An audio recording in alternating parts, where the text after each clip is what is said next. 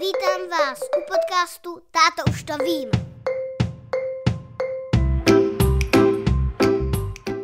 Ahoj tatínku. Ahoj Amálko. A my, dneska jsme tady a budeme natáčet další podcast. Máme super téma. Já bych na začátek chtěl moc poděkovat všem, co nás poslouchají, popřípadě sledují na YouTube, odebírají, docela nám to tam roste, takže moc děkujeme. Moc nás to těší a jsme rádi, že se vám to líbí, že to sledujete, posloucháte, aspoň víme, že to má smysl to dělat dál. Takže ještě jednou děkujeme a pokud budete dávat palce, like, follow a komentáře dál, tak se nám to pomůže ještě víc. Do kanálu. Ano, našemu kanálu. Buď YouTube, Spotify, Apple Music nebo další podcastové aplikace. Tak děkujeme. A my dneska natáčíme Proč spíme? Ano. A želvička taky. Máme super téma, protože a my, jak to vzniklo?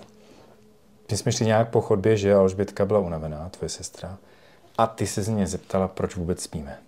A my, hele, tak proč teda vůbec spíme? Aby jsme měli energii. A hlavně, když spíme, tak náš mozeček všechno, co jsme udělali, tak už nepřemýšlí. A když máš nohy těžké, tak to znamená, nebo prostě něco těžkého, tak něco z těla, tak to znamená, že se ti chce spát. Jo, takhle, no dobře. Ty jsi řekla hezky ten mozek, že už nepřemýšlí. On nepřemýšlí, to je pravda, protože když my spíme, tak celé naše vlastní tělo odpočívá, regeneruje se a nabíráme energii, že? Zase sílu. Amálko, ty jsi řekla správně s tím mozkem. On nepřemýšlí, ale co on dělá, ten mozek? Ono všechny myšlenky, které jsme dělali před den, všechno už si jako v té hlavně uloží, jako představte si takové koule, kouličky, takové malé balónky. A představte si takovou, jako kdyby dráhu, na které se bobuje. Jako v Rakousku. My jsme byli v Rakousku a tam jsou takové boby, které jsou na takovém, jako kdyby kopci. A to jsou takové dvě železné tyčky. To vyjede nahoru a pak to jede dolů. Boby, no dobře. A tak po těch dvou zelených tyčkách. Kam dojdeš, a představte si ty zelené tyčky, akorát, že jsou menší a jsou v naší hlavě. A po těch jedou ty kouličky a v těch koulích jsou ty nápady. Počkat, viděli jste někdy, kdybyste viděli v hlavě 1 nebo v hlavě 2? Pohádku myslíš? Pohádku. Tak tam taky byly takové kolejničky a takové kouličky. A to, co se vám přes den stane, tak to vyjede taková koule třeba. Takže vzpomínky. A ty vzpomínky buď budou jako hezké, že je budete mít na pořád, nebo ne. A potom večer ty vzpomínky pojedou takovým jako kdyby bludištěm, až úplně třeba semka pojedu. No, spíš v rámci tvé hlavičky, ale dobře. No, tak někde sem, tak třeba tady. A až tam přijedou, tak tam bude takové jezero. A v tom jezeru se to všechno hezky jako spojí, aby si to pamatovala. No. Dobře. No, tak řekla si to tak, jak to třeba zhruba bylo v té pohádce, nebo jak si to představuješ, nebo jak nějak dohromady si to spojila. Jo, přes den vlastně všechny myšlenky, nebo cokoliv, co se naučíme, nebo někde vidíme, slyšíme, jo, hezké i špatné věci si ten mozek třídí. A on taky třídí to, co může zapomenout, že jo, nepotřebuješ si pamatovat cestu do školy, pokud to nebude pro tebe nějak jako důležité. Já potřebuji cestu do školy, aby jsem viděla, kudy mám chodit do školy. To kdybychom si měli pamatovat každý den v našem životě, úplně každou minutu a všechno, co děláme, tak ten mozek za chvíli zaplníme. A to právě ten mozek nechce, takže on zapomíná a třídí věci, které se nám budou hodit, které ne. No, je to tak. Je to, jak kdyby si uklidila v pokoji, ráno ho měla připravený, že zase nějaký prostor tam na hraní, tak to je to stejné, i ten mozek se uklidí a ráno je připravený. A tati, dobře, víš, jak já usínám? Můžeme ještě vrátit se k tomu, jak ti brněly ty nožky, pak mi řekneš, jak usínáš. To bychom taky chtěli dětem potom říct, jak se usíná nejlíp, že? Ale a ty jsi říkala, že máš třeba ještě brní nožky, nebo že máš těžké nožky. No, že máš těžké nožky, tak jako když ty chodíš, jako ta tvoje čínka, kterou máš doma, že budeš mít tak těžké nohy, že ani nevylezeš do postele. No. A třeba tady po těch mých schodech, že nevylezeš do mé postýlky. Tak jakože až budou těžké, třeba úplně celé tělo, až bude těžký, kromě tady z té hlavy, tak už je čas, aby si šel spát.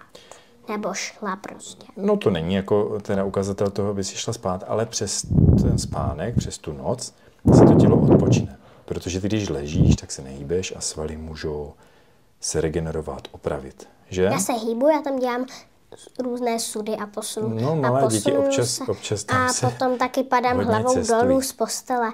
Takže to je úplně jedno, jak padám hlavou z postele. No, ale právě v noci si ty svaly odpočívají. A tvůj dech se zpomalí, tvé srdíčko se zpomalí, tluče velice pomalu. A... Od Alžbětky ne. Alžbětka před. Ona ještě malinká, ona ještě neví, jak se má uklidnit, že? K tomu se taky pak dostaneme.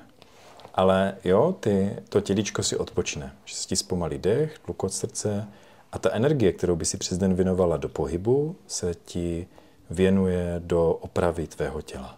A malé děti v noci hlavně rostou. Vždycky, když vyrosteš, tak ne přes den, ale přes noc. Víš? Tak to teda nevím, Alžbětka je mi pořád podsuť. Ale už pomalu roste, že ty taky rosteš, takže budete pořád stejné. Víš, v stejném poměru. No a Malko, a ty když usínáš, jaké máme teda fáze, řekneme si to teda hodně zjednodušeně, jaké máme fáze teda té noci nebo toho spánku? Vždycky, když usínáš, tak bys si měl mít stlumený světlo. Proto já, když mám na posteli lampičku, tak to mám u zdi, aby tatínek mohl dobře číst. A usínám. Já usínám tak, že si tady čteme ten, kdo jenom poslouchá a nekouká se, tak já to teďka, takže mám knížku z naší školy z knihovny a jsou asi tak 5 dílů jich a já jdu od 5, takže teďka mám 4. Předtím jsme měli klofáky, teďka mám bouráky a to je moje teďka nejoblíbenější knížka na čtení. Jo, ono to nevadí, že jdeš pozadu, že? Ono to každý ten díl je jiný. A nejsou úplně na sebe navazují. A o čem to je? To jsou 2 kluci takový? A to jsou takový 2 kluci. Prožívají různé Oni chodí zážitky do školy a tady v té knížce, co už jsme přečetli, my jsme tak už někde v půlce, že chodí k paní učitelce prostě do školy a jsou prostě 2 nejlepší kamarádi a prostě to, že ještě tam zažívají spolu dobrodružství a ještě a potom ještě, a až mi tatínek přečte někdy nebo maminka knížku, spíš maminka, protože tatínka pořád chce Alžběta. Teď se klidně na kameru. Tak, no. A až mi přečtou knížku, tak mi pustí pohádku na poslouchání na telefonu a pak odejdou a pak zase přijdou. A ty usneš. Dobře, tak shrneme si to, co je důležité pro to, aby se nám dobře spalo. A tatínek spí, jenom že si lehne, položí hlavu a chrápe. No, Ami, ale ty si to dobře řekla a celé postupně. Důležité pro to, aby se nám dobře spalo, je teda mít málo světla, nebo respektive nějaké světlo, tak, aby nás to nerušilo. Že to světlo třeba teďka mít rozsvícené, tak přitom by se nám moc dobře nespalo. Takže třeba noční lampičku, nějaké světýlko. Potom mít co? Klid, že? Takže opravdu si číst knížku, aby jsme se uklidnili, uvolnili, měli už nastartované takovéto ten klidový režim, že? A pak se nám ještě může dobře usínat, když chodíme spát ve stejnou dobu a pak ještě, když se přitulí také svému nejlepšímu plišáčkovi, to pomáhá zase mě. Já tady mám moji takovou opici, takovou malou, rozpláclou opici. Pak tady mám želvičku, malinkatou a takový polštářek.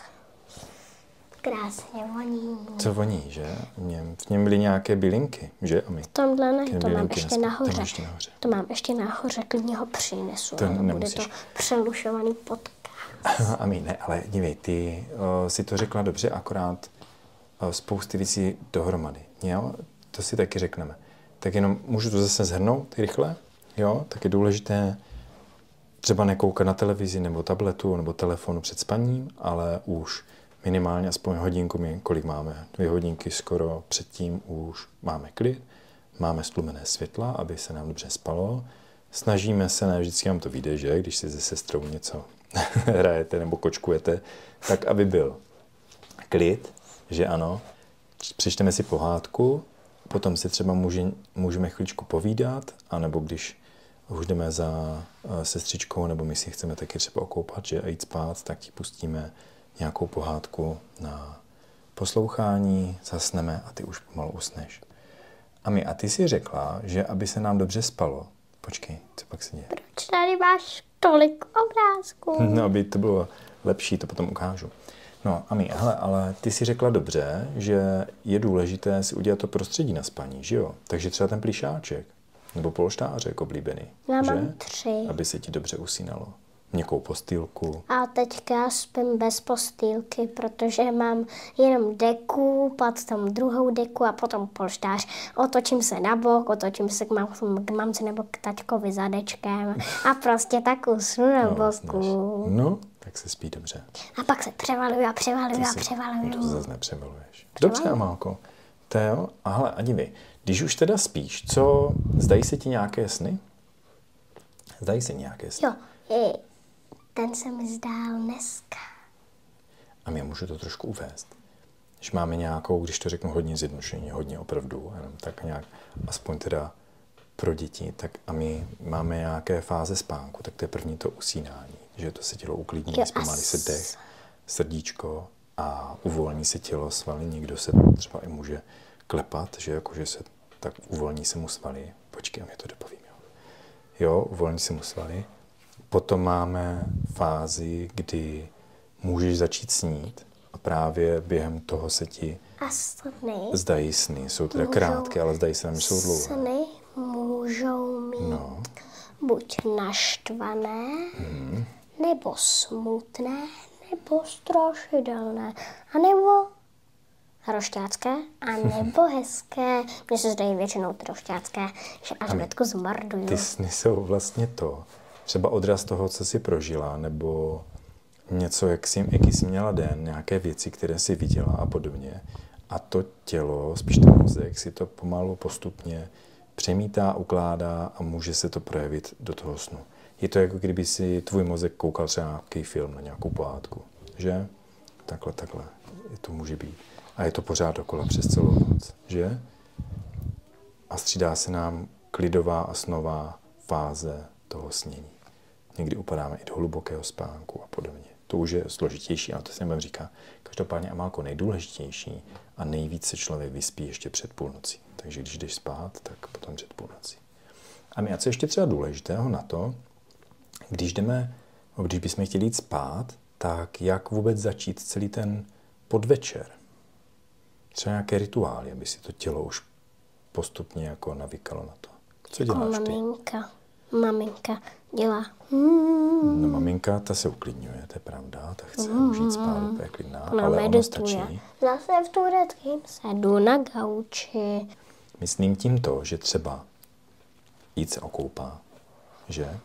Očistit si zuby, u toho už bychom se měli sklidňovat celou dobu. A pak právě, no ty už mi tady zýváš, že? Přesně v klidu. Jo, pak třeba už si fakt opravdu jenom v klidu hrát, nebo chystat se na spaní a potom, co jsme říkali, knížka, povídat si a už spát. Dobře. A proč je to teda všechno důležité, aby ten mozek si odpočinul? Protože když se neodpočine. Co se s tebou děje? Takže ve škole. Takže napíšeme si tohlensto a tohlensto. Cože si napíšeme? Nechápu to, co si napíšeme. No tak poslouchej líp. Cože? Co mám dělat? No, co si teď převedla? Že když se nevyspíme tak, jsme nepozorní. Že třeba unavení. Ano, a třeba taky máme špatnou náladu. Nechce se nám nic dělat, hrát a podobně. Že? Nechci sedět s Honzíkem. Jo, aby se nám taky lépe pamatovalo, aby jsme se lépe učili i věci. Dobře. Tak však to jsem říkala. Máš pravdu. A my, hele, tak co ještě máme dál? Chceš říct nějaký... Fáze 7, fáze... Cože? Proč tam není fáze 8? A my, já jsem si tady připravil. Třeba na závěr epizody dáme ještě hádánky a teďka si řekneme třeba jenom nějaký postup toho, co je dobré na spaní. Hele, dívej, tak tady. První, určitě sklidnit hlavu a tělo. Že? Takže zkusit třeba to, co dělá maminka. Sedí, pomalu dýchá, 3krát se hluboko nadechne. Medituje, hezky sedí v tureckém sedu. Stačí jenom prostě uklidnit to tělo. Každý na to jde jinak. Maminka právě takhle, ale mně stačí, když si lehnu. To bezpečí, když si lehneš a spíš. Přesně tak. Pak třeba nějaký večerní rituál. Co třeba? Někdo pije teplé mléko, co si dáváme třeba my s maminkou? Alžběta. Alžbětka pije teplé mléko. Mandlový a to mandlový je fujky. To by nechutná, Alžbět třeba chutná mlíčko. My pijeme s maminkou třeba čaj, že? A já piju studenou vodu. Ty piješ vodu, no. Oj, tak se ti dobře spíš, že? Nic nepiju než vodu. Je to takže nic jiného než voda není co dál moc potom? dobrý. Co třeba klidné myšlenky? Já mám moc škaredé myšlenky. Pořád přemýšlím. To bys právě neměla, protože když budeš pořád přemýšlet, tak si to tak nedosáhneš té fáze toho já se pořád v posteli takhle někdy vrtím u té pohádky. No a potom po pohádce teda ti pomáhá co? Po pohádce? Až to skončí? No prostě nic. Prostě se tak převaluju a pak až usnu a pak se zase probudím, pak se zase přikryju, pak se zase probudím, pak se zase odkopu. A co by třeba nemělo být, aby se nám dobře spalo? Neodkopávat se. To nemusíš, někomu je teplo, tak se rád odkopává. Já se neodkopávám. A já nechci se odkopávat, ale peřina si pořád sama někde odsunuje. Lépe se spí v nějakém chladu, než v teple, že? Takže by mohlo být třeba chlad, takže vyvětrat si, otevřít si okno, že je tam trošku chlad. To nejde, ke mně letí mouchy a pak mi tam lítají a ta síťka je děravá. Jo. Trošku. No dobře. Tak mouchy vyhnat. To je pravda, když máš mouchu nebo komára v místnosti, tak si na prd spí, že tě budí. Já jsem tady měla už mola. No, lepší je ho vyhnat ven. A pak jsem tady měla mouchu, ta moucha mě celou dobu, když maminka čte, tak otravuje a pořád letí u okna. Já ji vždycky chytnu za tu její nožičku, hezky mě lechtá a pak ji vyhodím ven, blé. Dobře, dobrý. No a my, takže, aby nebyl hluk, aby byla nejlépe tma, že? Tak se nám spí nejlíp. Tak jo, a my, řekneme si nějaké zajímavosti. Máme nějaké zvířata? To mně přišlo asi nejzajímavější říct. Sova, kočka. No počkej, tak schválně. Tak řekni ta kočka, to jsme měli už podcastu o kočkách. Kočka. Kolik prospí kočka? Kočka prospí celý den. Skoro celý den, no. Naše Dejzinka nespí celý den. Naše Dejzinka, když jsme ve škole, jinak o víkendu, když jsme doma, tak jsem taky pořád Alžbětka prohání a já, protože... To se moc nevyspí, že? A nebo si pustíme na hlas Mega rádio a ona zrovna spí pod rádiem. Takže se jí to nelíbí. To je pravda, ale kočka ta spí dlouho, to jsme si říkali v podcastu o kočkách. To je spáč. Takhle chodí u mě na postýlce. A můžu ti. A udělá ráno. Mňau. A třeba věděla jsi, že žirafa spí jenom 2 hodiny v kuse a spí ve stoje, neléhá si. No však je, to spí i kůň a kráva. No to ano, ale žirafa nespí, nebo kůň i kráva spí déle, ale žirafa spí třeba jenom 2 hodiny, ale různě přes den. Víš, že najednou přijistí žirafu, že má zavřený oči a spí, pak se probudí, jde dál, okusuje listí ze stromu a spí. Víš? A co netopír? Jak dlouho myslíš, že netopír spí? Spí asi tak, on spí celý den a večer vylítává, protože má echolkocí. Přesně tak. Netopír ten spí až 20 hodin denně a my to je skoro celý den. Skoro. A k večeru se probudí a vylítne. A my, jestli víš, kolik prospíme my za celý náš život třeba? Tak to nevím, ale vím, že přespíme. Když je v Austrálii ráno, tak už my chrápeme. Tak my už spíme, no. Některý. Protože ty už, kdyby jsi byl v Austrálii, tak už by si ale já se přede vrátím mnou zpátky už k tomu, dávno přes. že my spíme 1/3 našeho života prospíme. Představ si, že Ami, to máš, když máš školní rok, tak z celého školního roku to je jako kdyby si prospala pak v kuse celý prázdniny. Hustý. No to hodně, no. Je to tak. A ale je to celý potřeba. prázdniny by jsem ráda prospala a nemůžu, protože ten uragán, ta gorila mě pořád budí. Ami, dobře. Tak, další jsem, co třeba delfíni. Víš, jak spí delfíni? Spí, mají zavřené oči. No, Jsou jako kdyby trošku náměsíční.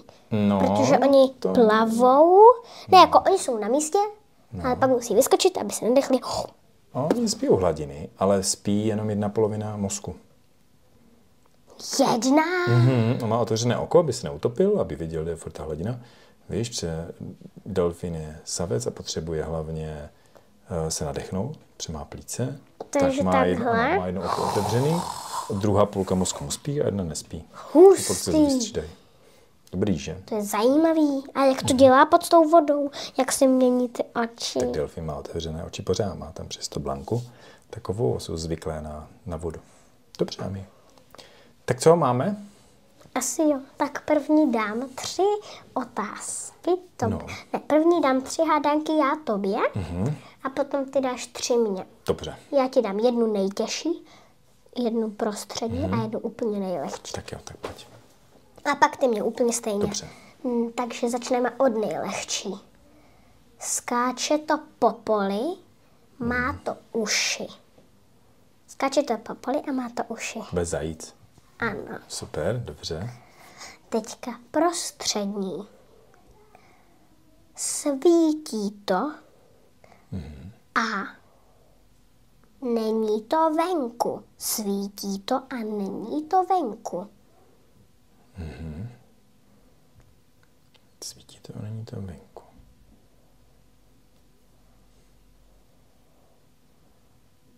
Nechaj se podat. Jo. Žárovka, tam světlo. Žárovka, A když dobře. je noc, tak to nesvítí prostě venku, žárovka svítí vevnitř. A teď to úplně nejtěžší. Má to uši. Jo, třeba řeknu tohle a ty musíš... Jo, takhle, no, to máš hádat spousty třeba. věcí. Ty. A já ti řeknu uši a kde, a nebo... Takže zahrajeme si takové trošku hádání zvířatek. Bude to, co... Takže... Ty, Ami, ty už ty vyvíš, ty, nestačí 2, teď ti řeknu já 2. Ne, nemá to rádo Vánoce. Nemá to rádo Vánoce. Bylo to v pohádce. Jo, tak to je Grinch. Ano, Jo, tak to jo. Dobře. tak to bylo zase nejlehčí. Ami, a teď já, jo. Hele, tak schválně. A já už jsem to tady říkal a před chvílí, tak jestli si dávala pozor. Jo? Co spí 2 hodiny v kuse přes den? Žirafa. Dobře. A dám další. Jaký zvíře spí tak, že má otevřené jedno oko a spí jenom polovinou mozku? To je přece delfín, nebo ta kosetka, nebo co to se vynořuje Delfín, přes tu dobře. hladinu. A teď teda dám nějakou těžší, jo. Schválně. To, co jsme neměli v podcastu. Jo, tak třeba když jsme se bavili o tom mozku, tak kolik mozků má chobotnice? Počkej, kolik? Mozků má chobotnice. Jo, počkej, takže ona má 5 mozků, spojím dohromady. Má velký mozek, rozpolím ho na 3 na 5 částí. 1 bude v tom a 2 bude v chapadlech. Takže 1 v hlavě a...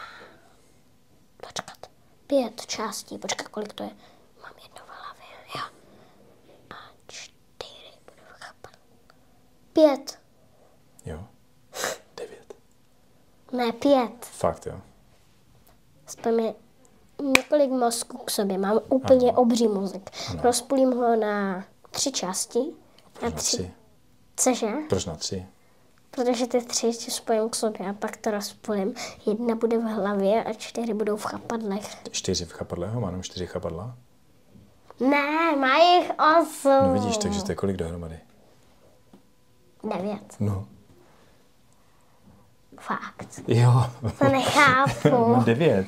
Jeden má v hlavě a pak má v každém chapadle. Dohromady je to 9. Tak to On je to teda nechápu. jeden velký mozek, je jako kdyby rozdělený po celém těle. ale můžeme říct, že má 9 mozků. Dobrý, Ami, tak máme všechno?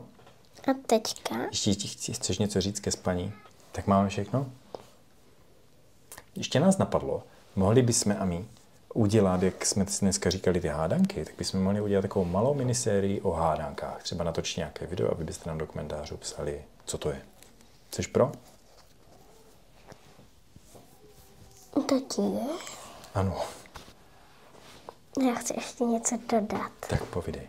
Já bych chtěla, aby kdyby jsme třeba jeli někam na dovolenou, tak jestli bychom tam taky nemohli něco natočit třeba do Bešeňové a tam bychom natáčeli, jak jsme se, a tam bychom to natočili a dal byste do podcastu, jak jsme se tam měli. Jo, můžeme nějaké hezké místa třeba natočit možná. A nebo že bychom někde natočili podcast. Tak Na jo. výletě. Tak jo, můžeme. A to by se ti zase nevlezlo tady ty pánové do kufru. To asi vejde. A my mohli bychom třeba něco v přírodě a natočit to přímo na místě. Dobře, to je dobrý Blíž nápad. se puberťák. Zase puberťák, který musíme točit v přírodě. Dobře, tak jo, tak moc děkujeme. A my, tak dík. A ještě chceš dodat něco? Ne. Jo, 2 lidečkové se loučí, ahoj, jsem Vačice. Ahoj.